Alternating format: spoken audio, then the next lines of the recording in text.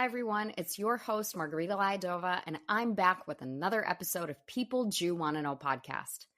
Today's episode is the first of its kind. As you know, most of my episodes are interview-style episodes. However, for this episode, it's more of a mix between excerpts from an interview with Professor Ada Taggar-Cohen and my own commentary. Professor Ada Taggar-Cohen is a biblical scholar specializing in the field of Hittitology. Hittitology is the history and religion of the kingdom of the Hittites in Anatolia. She is also a scholar of modern Jewish history and culture and runs the only Jewish studies program in Japan at Doshisha University in Kyoto. In other words, if you are a student in Japan, whether it's undergraduate, master's, or doctorate, the only place you could study Jewish studies is at her program. In this episode, she'll tell you all about how she decided to come to Japan, her experience there, etc. I met Professor Taggar-Cohen in Kyoto when I was there on a delegation with the American Jewish Committee in December 2023. When we went there, we got to learn about her program, meet Japanese students, and learn more about how Jewish people and culture are perceived in Japan.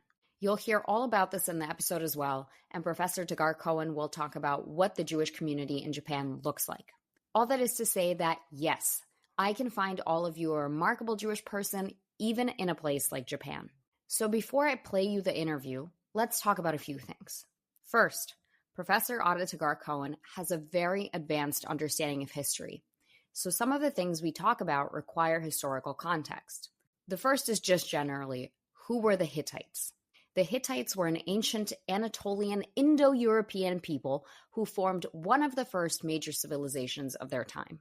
We're talking about anywhere from going back to 1750 BC to 1300 BC. Between the 15th and 13th centuries BC, the Hittites were considered one of the dominant powers of the Near East, coming into conflict with the Egyptian Empire and the Middle Assyrian Empire. These empires spanned various parts of what's modern-day Turkey, Cyprus, the Middle East, etc. In this episode, Professor Taggar-Cohen discusses how the Hittites influenced Jewish traditions, history, culture, and way of life. Right at the time of the Hittite Empire was when we think Moses delivered the Jewish people from Egyptian slavery. So if you recall a little bit of biblical history here, that's when the Jewish people were in the desert for 40 years and they built what's called the tabernacle or a portable temple, which was used to help Jewish people preserve their beliefs and traditions. The rituals associated with the tabernacle were quite extensive, including anointment, certain functions that the priests played, etc. Professor Taggar-Cohen argues that the design of rituals like these and others were heavily influenced by the Hittite practices. And we discuss at length this idea that the Torah should be considered a living, edited document. I'm actually reading a book right now called Here All Along, Finding Meaning, Spirituality, and a Deeper Connection to Life in Judaism by Sarah Hurwitz. In this book, she writes, at Mount Sinai, God spoke to people in a way they could understand at the time. So it's this whole idea that we don't necessarily need to think of things in the Torah so literally. We have to take them in historical context of the time. Perhaps that's why we have so many endless interpretations of the Torah in the Talmud and Midrashim to help us make sense of how to apply what the Torah had said. So we'll come back to all this stuff, but for now, let's start the episode. Hello, Professor Taggar-Cohen. It's so great to have you on People Jew Want to Know. Thank you very much for inviting me for this podcast. Of course, it was such a pleasure to meet you in Japan, and I'm so glad we get to do this together. So let's jump right in.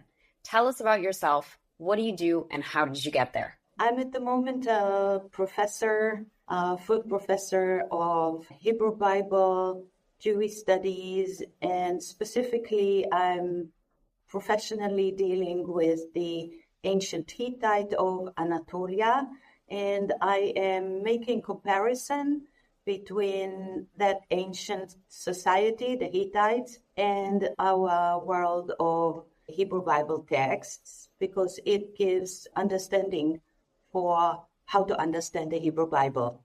At the same time, I came to Japan in 2004 with my family in order to establish a program of Jewish studies at the Faculty of Theology of the Doshisha University in Kyoto. It's 20 years exactly since I started it, and the program is working very well, and we have very good students, The program is part of looking at Christianity, Judaism, and Islam as an interdisciplinary study of monotheistic religions. However, it seems that more or less the Jewish studies and Christian studies go more hand in hand, and Islam studies are a little bit separated. But in a sense, we are very much encouraging our students to study both Islam and Judaism together. Thanks so much for that. Can you tell us more about your decision to move from Israel to Japan and start the only Jewish studies program in Japan? Yes. First of all, let me say that the first time my husband and I visited Japan was in 1983.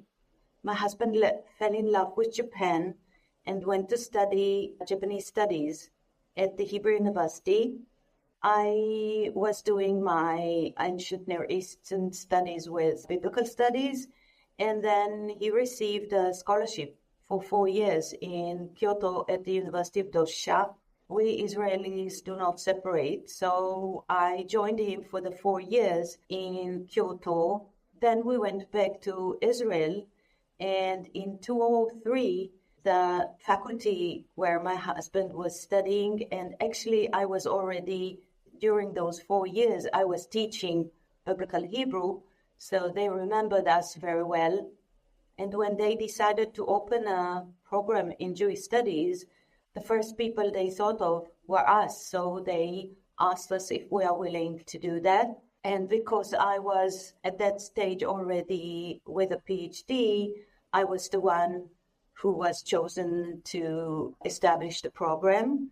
It was a very difficult decision for us to decide to move to Japan permanently, especially because we had a daughter who was very young. It meant to take her away from family, from culture. But we've decided to do that because I felt this kind of a program of Jewish studies in Japan, which indeed is the only one, academic program is the only one in Japan. Can you tell us a little bit about the actual research that you do? I will say, for many of us, the Hebrew Bible is a sacred text. As a sacred text, it has not been looked at as an edited work. For us, living in the 21st century, we have a book, and that book is one unit.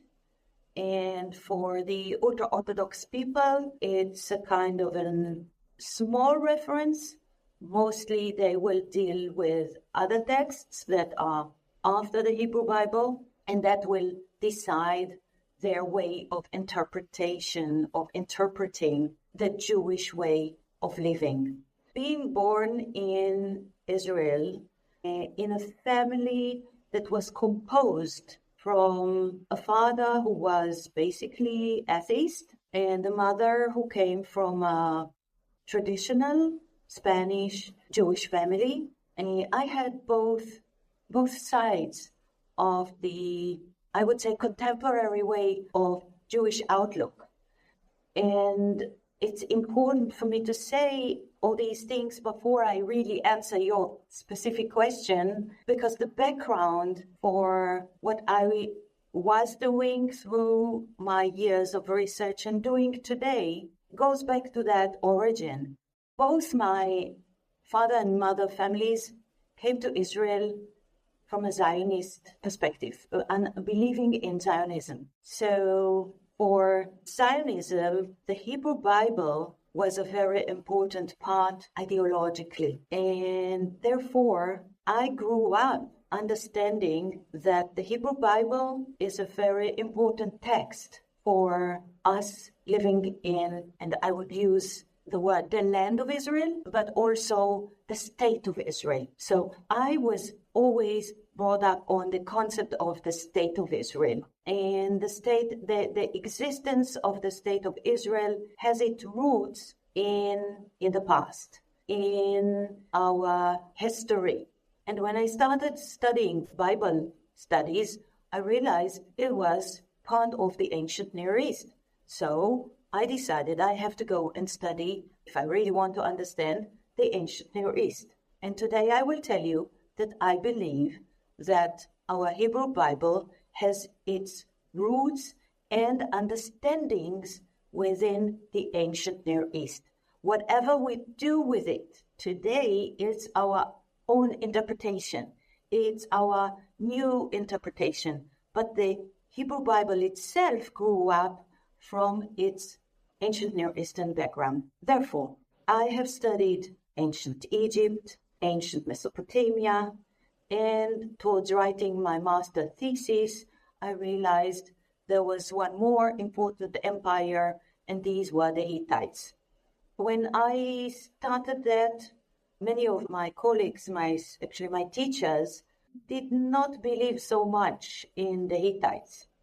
It was a period of time that Mesopotamia, Akkadian, Sumerian, and the Levant were much more important than our Hittites. So I took the Hittites from a very specific perspective in order to bring it into the Hebrew Bible. I would say that, first of all, much of the legal concepts that the Hebrew Bible is based upon comes from both Mesopotamia, and we can find it very clearly in the Hittite material. When we look at the specifically Hittite texts at the moment, we can find very clear correlation between the way the Israelites created their relationship with their God on a legal basis. So, for example, the Israelites being taken out as in a protective way by God. It's a covenant, right? Covenant into the land. They are being given freely the land. In the Hittite texts, already in 1954, a very important scholar already pointed out that the Hittite treaties have a very similar concept of loyalty within the biblical text. It's a loyalty to the God, while in the Hittite text is the loyalty of the vassals to the great king of Hittite. Language, very similar. The texts themselves have a format that is very similar. If we are talking about the book of Exodus, chapters 19 to 24, we talk about Joshua 24. These texts resemble very much the concepts and the format of those Hittite texts. However, I worked on a very specific text that is within the Hittite material, relates to only the priesthood. It creates a very important loyalty relationship between the priesthood and the king, but the priesthood has to take an oath to the divine, to the gods, and that stands in very much similarity to our biblical texts. Yes, because when they're on Mount Sinai, right, they have the tabernacle, and that's when we learn about the system of the priest and the Holy of Holies and how they do the anointment and who can go in, who can go out, and what the rituals are. And then separately later, there's a king, right? And the king has different responsibilities. So this is very interesting. And I believe that much of it was done through the knowledge and education of the scribes.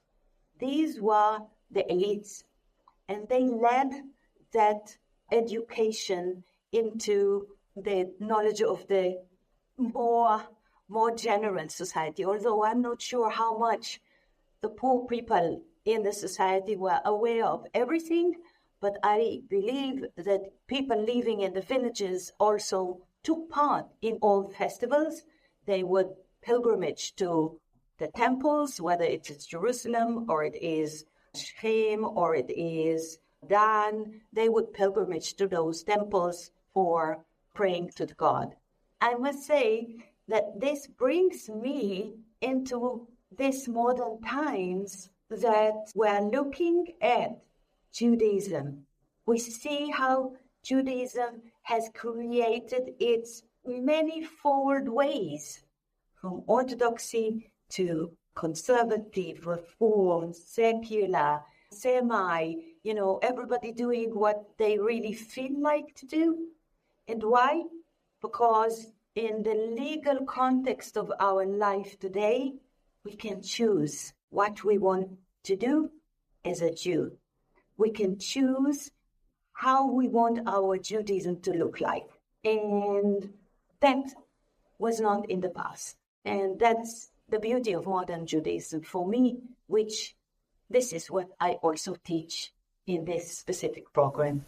One thing this makes me curious about is, if I'm not mistaken, some of the more religious communities believe that when Mashiach comes, that we will return to temple times. The temple will be rebuilt and we will live by the rituals that were done during the times of the temple.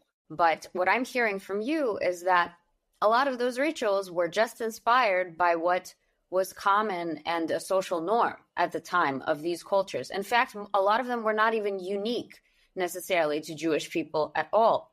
So it kind of casts doubt on whether we should really be doing some of these things, because we don't have a clear indication that these were just not, things that were invented at the time and were commonly practiced at the time, but have nothing to do with what the Jewish God might prescribe us or encourage us to do. I will say one thing.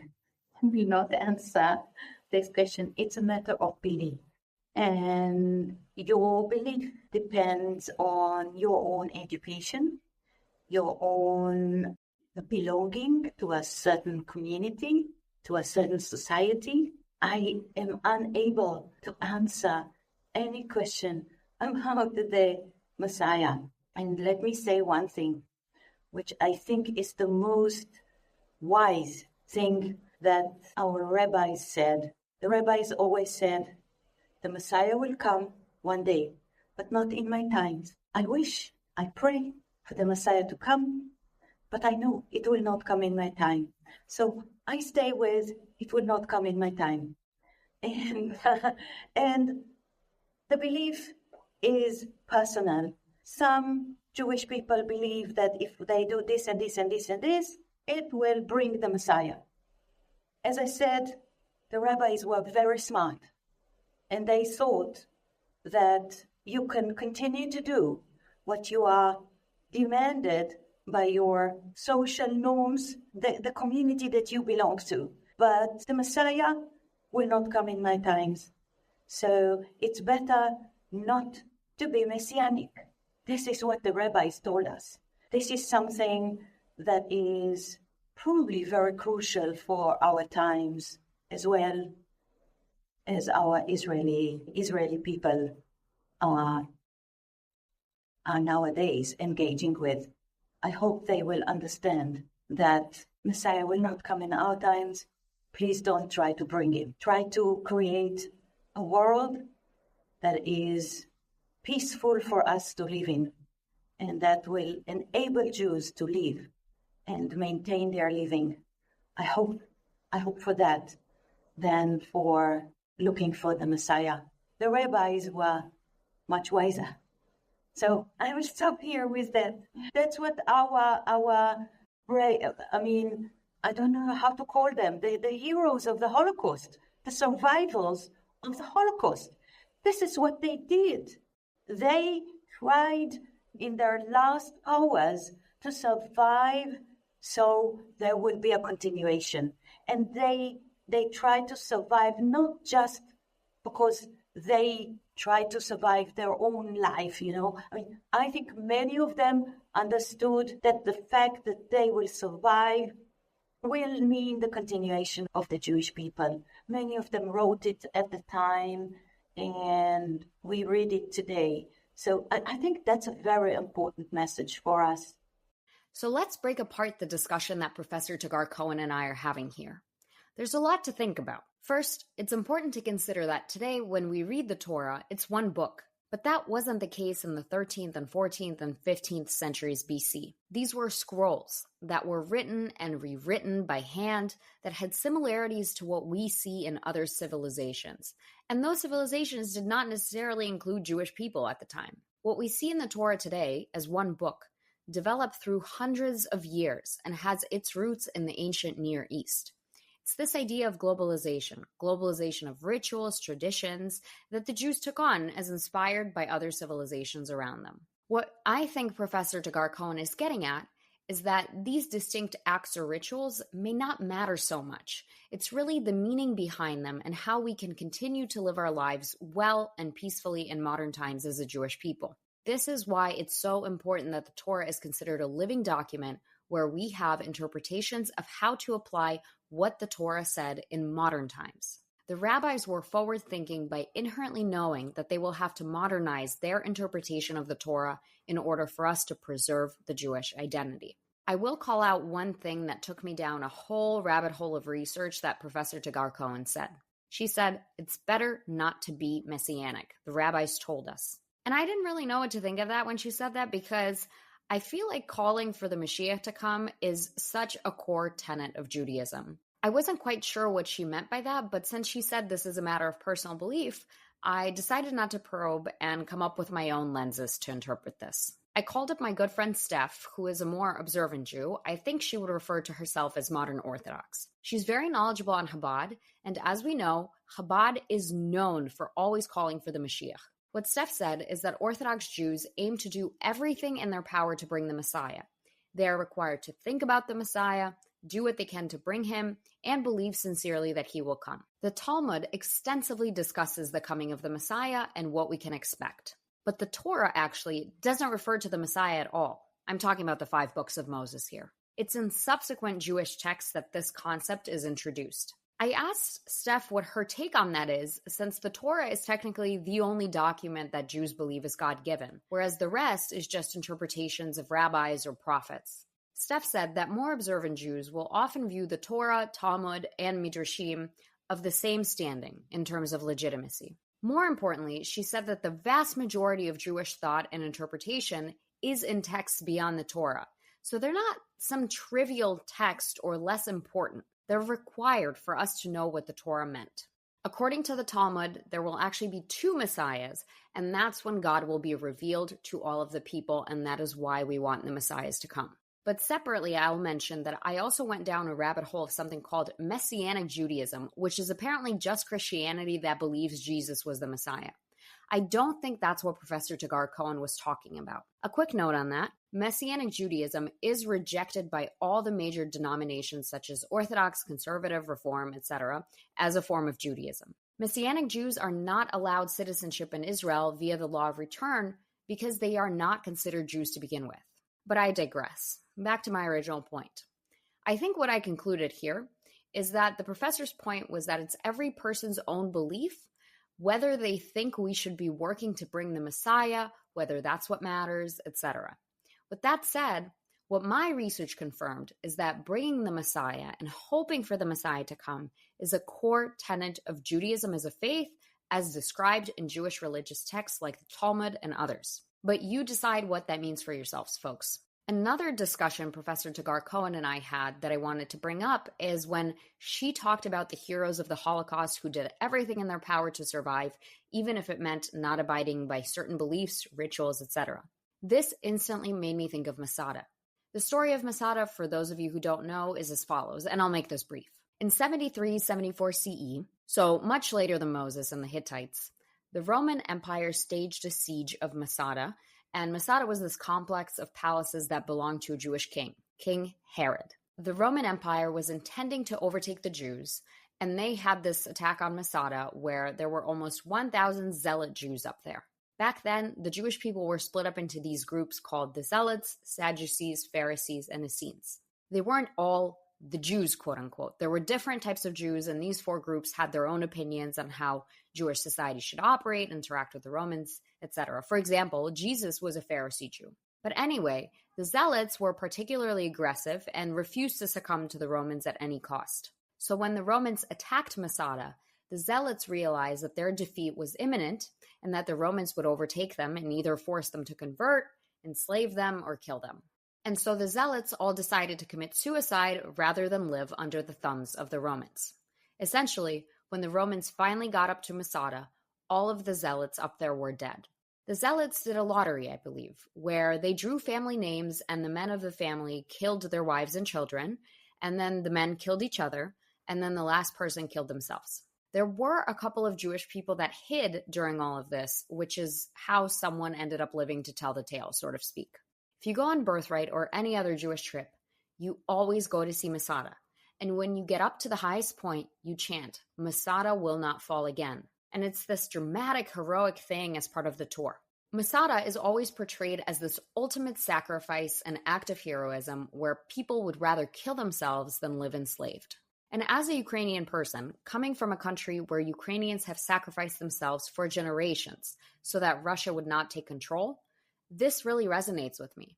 I'm not willing to let someone take my agency away and force me into something. I always felt like Masada was a huge act of heroism.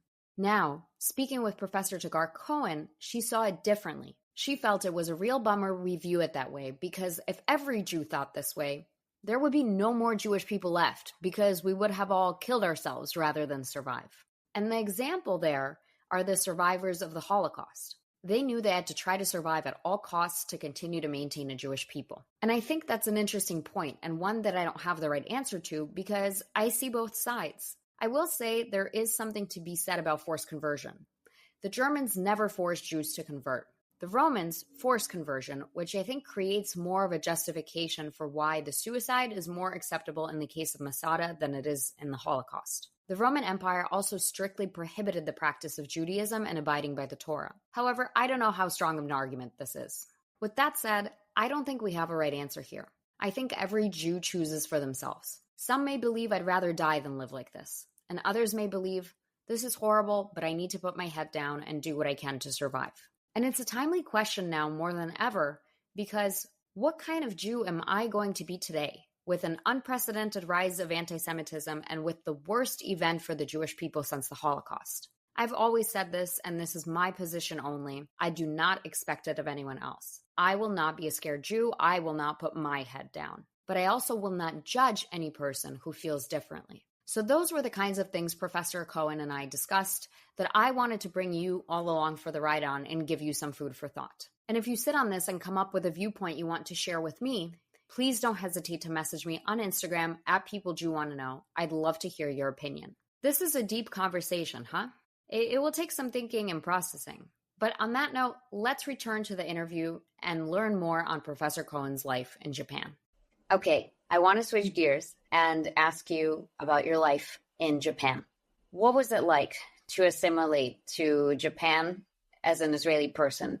These cultures couldn't be more different, I feel like. Okay, I have not assimilated. This is very important to remember. Within Japan, once you are a foreigner, you don't look Japanese. You are a foreigner, even if you live here 50 years. You are never a Japanese. So that is something that sinks into the mind of foreigners. After a while, some of them manage to stay 2 years, some of them 5 years, and they do not remain in Japan. That's why you see foreigners coming in and going out quite often. To stay in Japan for a long time, usually either you are married to a Japanese, usually it would be a man, mostly men, foreign men fall in love with Japanese women and they remain in Japan. It's less seen that women remain in Japan married to a Japanese, but I have colleagues or friends that have done it. It's not easy to be part of the Japanese society. So basically, I could say that probably as an Israeli, I was more patient Israeli, more willing to receive other ways of life, and therefore managed to get along with the Japanese system. Our daughter grew up in Japan from childhood, so she's much, much more how should I say, Japanese, but she's still always regarded a foreigner. She's Japanese in the sense that if somebody talks to her on the phone, they cannot recognize that she's not a Japanese. But once they would see her face, they would consider her a foreigner and will start hesitating whether they can talk to her or something, which is very funny. Being Jewish and Israeli in Japan. Now, I am not a religious Jew in the sense that one cannot see on me whether I'm a Jew or not. So for Japanese, basically, they look at us as foreigners. They don't care if we are Jewish, Muslim, or any other religion, as long as they cannot see it, basically. They just, act towards us as foreigners. And for that reason, being Jewish in Japan is very comfortable. And I was just a week ago in Tokyo, and I visited the Jewish community center where there is a rabbi over there. He told me that he feels so comfortable in Tokyo. He never has to worry about wearing a kippah when he walks on the streets in Tokyo, which in many places in the United States, he will just get out of the door of his house and he will just either put another hat over his kippah or will have to take off the kippah because it might cause, anti-Semitic reactions towards him. Basically, there is no anti-Semitism in Japan. There is maybe some kind of abstract anti-Semitism, I would call it, from reading material, but actually not knowing Jews at all, because there are almost no Jews in Japan. I think from the embassy, I heard that there are about 2,000 Jews living permanently or semi-permanently in Japan. It's nothing. It's not a number. Most Jews, if it's Tokyo, they come and go. They come for a year and they go for a job for a month and they go. Basically, Japanese don't really know what it means, Jews. We are not posing any threat to Japanese Shinto Buddhism, and therefore it's not something that they are worried about. I think being Jewish and Israeli in Japan was never a problem. It is a problem when you have wars. When the war in the Middle East starts, it might be difficult. And I think it's difficult when you are looking today at the Gaza, the Hamas-Israel war. It's not easy, but I must admit that I don't know how negatively Japanese are looking at Israel. They are emotionally attached to people who suffer. This is very Japanese. People suffering, this bothers them. So the situation in Gaza today is really a humanitarian problem, big humanitarian problem. So I think it bothers the Japanese from that point of view. Yeah, and when I went to Japan in December, which is when we met, that's consistent with what I heard from the politicians we met with and all the community members and even you. There is a fascination that the Japanese have with the Jewish people. For example, the book, The Jewish Way of Doing Business, which is a Japanese bestseller. It's hilarious to me. It's fascinating. At the same time, there is a pacifist mentality that the Japanese have. So initially, when the war started in Israel, they had a hard time figuring out their point of view because they're seeing thousands of Palestinians die in one day, Israel coming in strong and bombing everything, and they're saying this is wrong because we want peace. So it's a weird balance that they strike, but I agree. I think I walked away from that trip being sure that overall, when taking all factors into account, Japanese are supportive of Israel, and I could go to bed, without concern. Now, another question I have for you is regarding your students. What is your experience teaching Japanese students about Jewish studies, and what surprises you about it, or what surprised you at first? With regard to students, I'm never surprised because the young generation doesn't know. I'm sorry to say, very few really study history and learn in in detail some things in history, even very short history, about 100 years ago. They don't really know. So whenever I enter a class, I start from the very basics. I really think that I come to students from the point of view that they really don't know, and it's okay not to know. So students in Japan have very little knowledge about Judaism or what is Judaism. And therefore, trying to present this to them, we have established in our program, first of all, a historical perspective, starting from the Hebrew Bible and going into today. That is done also in the knowledge that we are also teaching Islam in our faculty. So it has to be balanced very carefully, and I think we are doing it very nicely and trying to explain also the relationship between Islam and Judaism in medieval time, which is very important for the development of Judaism in modern times. My approach when I established the program, I said, try to explain to students that there is nothing negative in Judaism. And our faculty, the Faculty of Theology, sends the students to all kinds of jobs. It would sound to you strange, but actually our students are welcomed in all companies.